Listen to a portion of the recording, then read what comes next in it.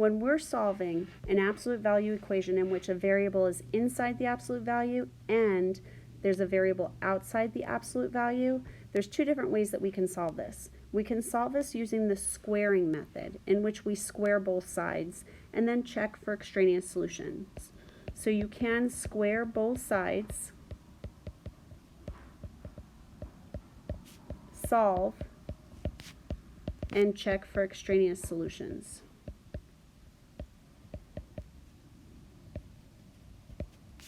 Okay, or you can solve it the way I'm going to solve it. So I like to think of this as the absolute value is isolated. So x minus 2 could equal 3x minus 4, exactly the way it is. X minus 2 could equal the opposite of all of 3x minus 4. So just like, let me go back here to this previous page. So just like we created our equation here, x minus 4 equaled positive 7, right? And then x equals 4 equaled the opposite of that value. We're going to do the same thing here. The problem is we are still going to need to check for extraneous solutions regardless of which process we want to solve this equation.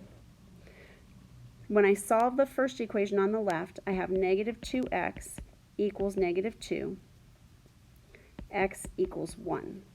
Check to make sure that you get the same thing. But I need to check it, so let's check.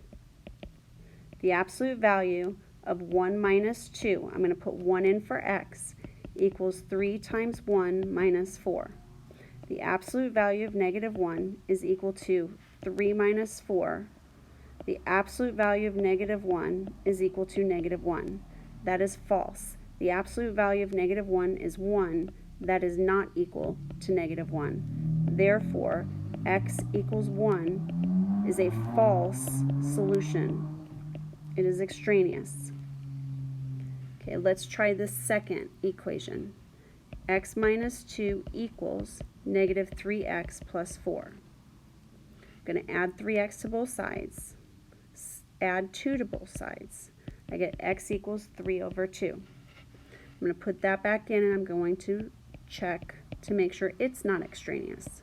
So 3 over 2 minus 2 in absolute values is equal to 2 times 3 over is equal to 3 times 3 over 2 minus 4. So this is the absolute value of negative 1/2. And over here we have 9/2 minus, I'm just going to make 4 8/2 because it's equivalent. The absolute value of negative 1/2 is equal to 1/2. That is absolutely true. Therefore, x equals 3 over 2 is our one and only answer in this case. So what I might write is x equals 3 over 2 is a solution. X equals 1 is extraneous.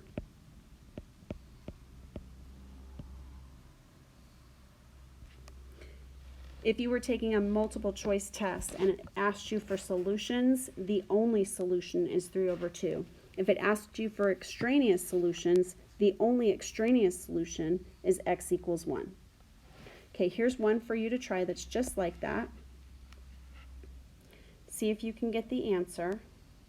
Press pause and then come back and we will reveal the answer.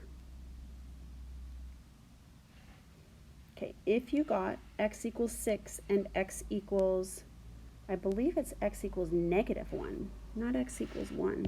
Let's check this out. 3x minus 4 equals x plus 8.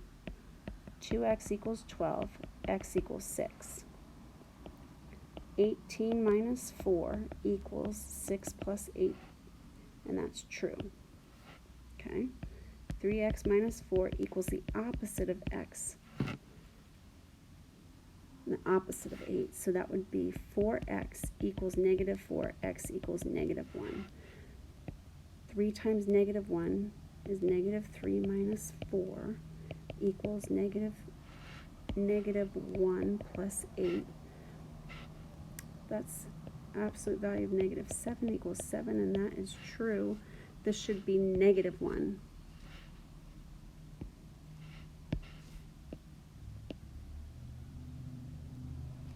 So we'll fix that. X equals 6 and x equals negative 1. Remember, they can use braces to show you the two solutions. Make a little heart out of it and have some fun. It's a lumpy heart.